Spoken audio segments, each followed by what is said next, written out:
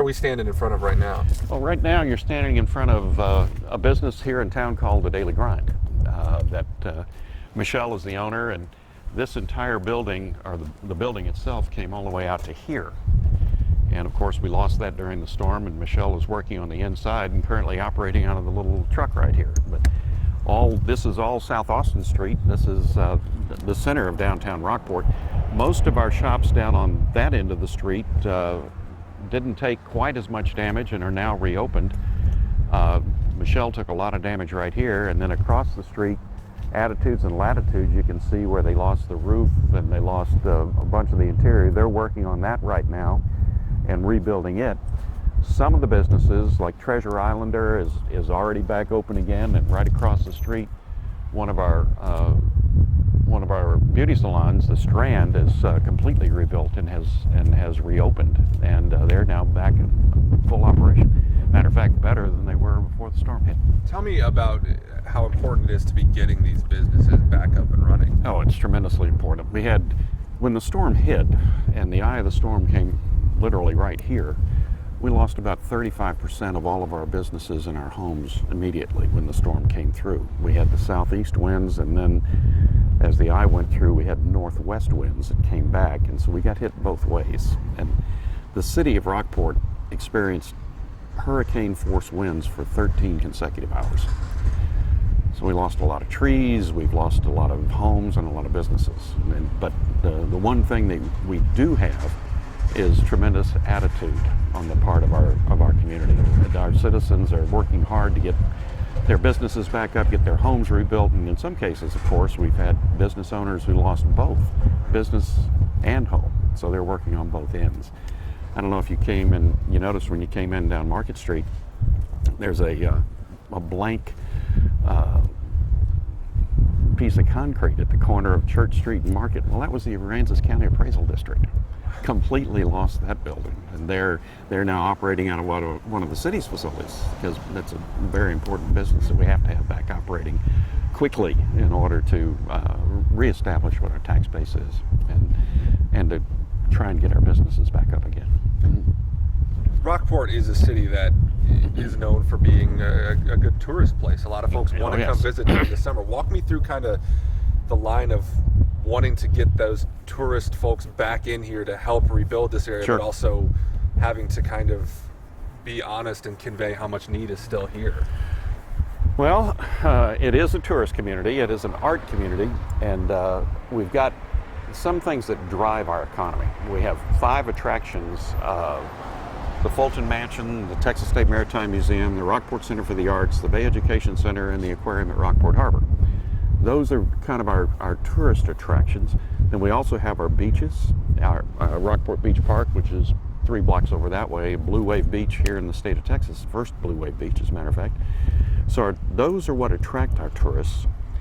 But we also lost all of our hotels that support them. So it's really 2 stages. First, you have to rebuild the attractions that bring people in from across the state. And then second, you have to have the places that provide support to them. Hotels for them to stay in, restaurants for them to eat in. Most of our fast food operations, Whataburger, McDonald's, they're operating. Some of our bigger restaurants that took some severe damage, not on this block, but on the next block over, is a restaurant called 495 Chesapeake Eats. Bad damage in the back, but they are now reopened partially with a reduced menu and reduced staffing, because when we lost the housing, we lost our workforce.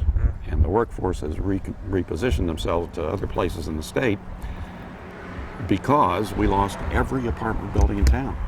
Every single one of them was gone, and every condominium complex had to be evacuated because of damage. So our workforce that has left the community has not really returned yet, but 495 is open in part. Latitudes, another one of our great restaurants in town, is about to open. They took severe damage in the kitchen. Glow, one of our others, is open. Bellino's, one of our Italian restaurants, is still working. And our big hotels, Fairfield Inn, Hampton Inn, the Lighthouse Inn, and the Inn at Fulton Harbor, of all of those, One is open, that being the Inn at Fulton Harbor. The Lighthouse is not, Hampton Inn is not, Fairfield Inn is not. So we have really lost the capacity to support our guests. Doesn't mean we're not open for business. It just means that the services we can provide are somewhat limited right now. I got a lot from them was that I think folks are kind of sick or burned out, I think, of talking about how bad things are. They're ready to be done with that. Yeah, they are. But the attitude is not one of, gee, how bad was it? The attitude is, let's get on with it. Let's rebuild. Let's get back to where we were and make it even better. Just this last Saturday, the governor was here. In conjunction with Citgo and Habitat for Humanity, they're making a donation to us, and they're are correcting what happened to people's homes. Habitat for Humanity is a great outfit, as you probably know. Them plus that contribution from Citgo are rebuilding homes for people who can't afford to do it themselves. But it's that attitude that I think is more important, is that these shop owners right down here, the shop owner right here, Strand, the attitudes and latitudes, they're just getting on with it. We're not waiting for somebody to come do something for us. Our people are actively working to rebuild their lives. And our churches are up and operating. Our schools are back operating. So we're getting a little better every day. What happened here with Harvey going, coming, sitting, I think people think about it, and it's the kind of thing that I think a lot of folks might say, I'm done. I'm out, I'm starting out somewhere new. But to see this many people say, no, we're going to stay here, we're going to bring Rockport back. Tell me about that attitude. It's a terrific attitude. Now, honestly, we've had a couple of businesses that have done exactly what you said, is that they have said, I just can't do this anymore, I'm going to go somewhere else. But what's interesting about that is that when they sell their residence or their business, it moves fairly quickly. And there are people coming in who want to be a part of that rebuilding effort. And maybe they've got a linkage to Rockport from when they were little kids, or maybe their grandmother lived here or something like that. But we've got people from all over the state that are coming in that are making major contributions to our recovery. And so we're really pleased about that. You walk up and down the street, you're gonna see smiles on people's faces. You're not gonna see their head down, they're looking at their feet as they walk. You're not. You're gonna see people who are looking toward a very bright future and are making contributions to that future. This is a very broad question, but okay. Talk to me kind of briefly about your role as a mayor before the storm hit. What was that like compared to what you're doing now? I'm spending a lot more time doing this, talking to other people, but also talking to the state and federal agencies who have multitudes of programs that are available to our residents, and trying to smooth that process. I didn't spend a lot of time doing that before the storm hit.